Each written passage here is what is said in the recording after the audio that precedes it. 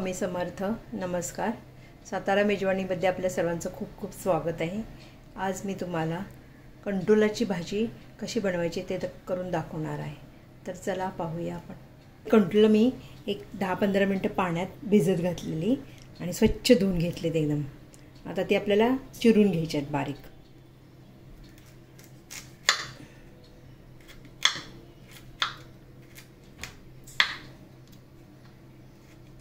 ही भाजी पावसाळ्यातच जास्त मिळते आणि खूप पौष्टिक आणि या भाजीमध्ये खूप प्रोटीन्स खूप आहेत.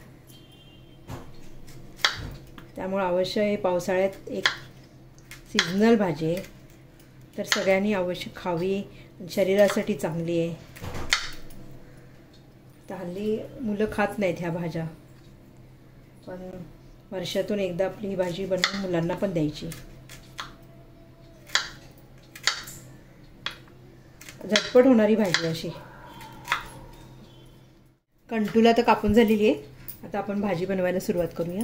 कढई गरम करून घेतली आहे मी. तर आपण तेल घालूया.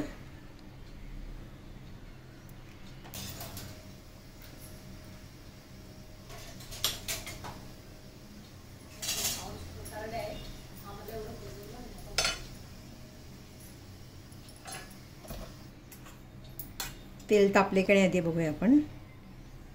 आता मोहरी तडतडली की समजायचं तेल तापलेलं आहे. तर थोडीशी मोहरी घालायची, अर्धा चमचा.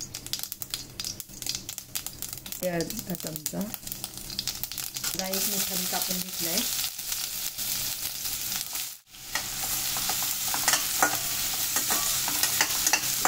कांदा आपण चांगला भाजून घ्यायचा. त्याचा पूर्ण वास जाईपर्यंत व्यवस्थित भाजून घ्यायचा. आता त्यात थोडंसं मीठ घालते, म्हणजे लवकर भाजतो कांदा. आणि भाजी एकदम अशी झटपट होणारी भाजी आहे. जास्त वेळ लागत नाही. एकदा चिरून घेतले कंटोला ना की लगेच शिजते भाजी, लवकर होते. आणि लसूण आणि आलं मी क्रश करून ह्यामध्ये घातलेलं आहे, पाहू शकता तुम्ही. आता लसणाचा आणि आल्याचा वास जाईपर्यंत थोडं भाजून घेऊया आपण. आता आपल्यामध्ये सगळे रेग्युलर मसाले आपले घालायचे. हळद, धना जिरा पावडर 1 चमचा घातला मी. मिरची पावडर, हिंग घालायचं आहे. तर ह्या भाजीसाठी मी एक अर्धा तास चणाची डाळ भिजत घातलेली आहे. ती आपण ह्यामध्ये घालणार आहोत.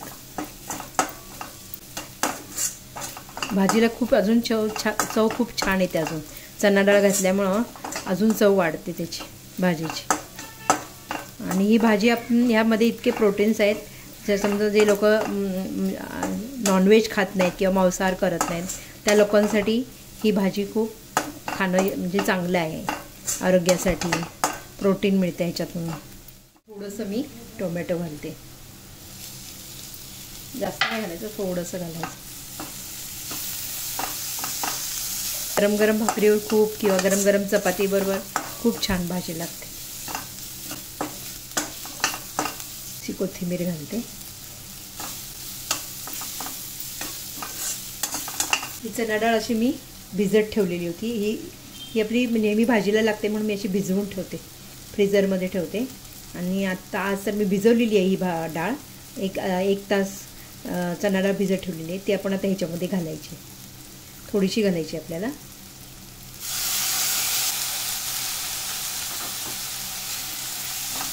समजा आपल्याला भाज्या बनवायच्या त्यावेळेला फ्रीजरमधनं काढून आपण ठेवून बर्फ हे होऊन जातो, मग भाजी पण आपल्याला टाकता येते.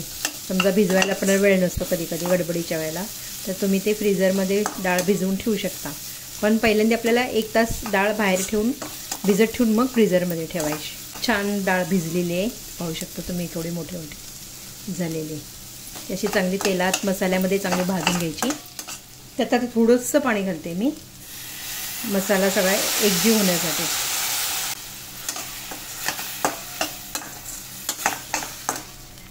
झाकण ठेवूया, 1-2 मिनिट झाकण ठेवूया. आता आपण झाकण काढून बघूया.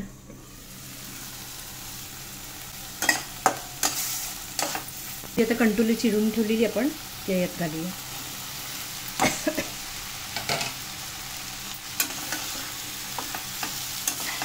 हे आता जी आपण कंटोला चिरून टाकलेत ना, ते जरा मसाल्यामध्ये असे परतून घेऊया.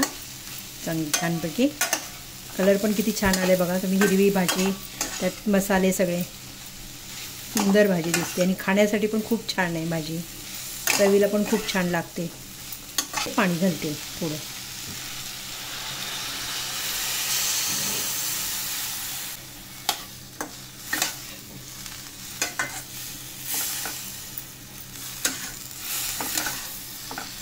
डाळीला शिजायला वेळ लागत नाही कारण आपण ती भिजवून घेतलेली आहे ना.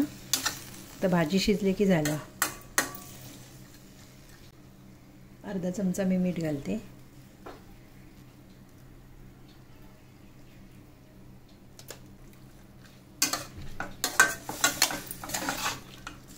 झाकण ठेवून द्यायचंय. आपण झाकण काढून बघूया भाजी झाली का.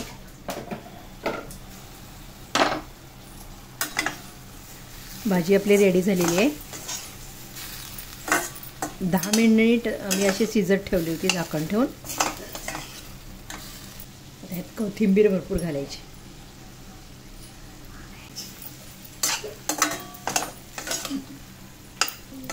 भाजी आता आपली रेडी झालेली आहे. एकदम पाणी पण पूर्ण आटलेलं आहे. तेल सुटेल आता. ही भाजी करून बघा आणि सर्वांना खायला घाला. पौष्टिक आहे, प्रोटीन्स खूप आहेत. मुलांना पण खायला घाला आणि सीझनल आहे म्हणजे पावसाळ्यात जास्त प्रमाणात असते याची. रेसिपी तुम्हाला आवडली असेल तर लाईक करा, शेअर करा आणि सबस्क्राईब जरूर करा.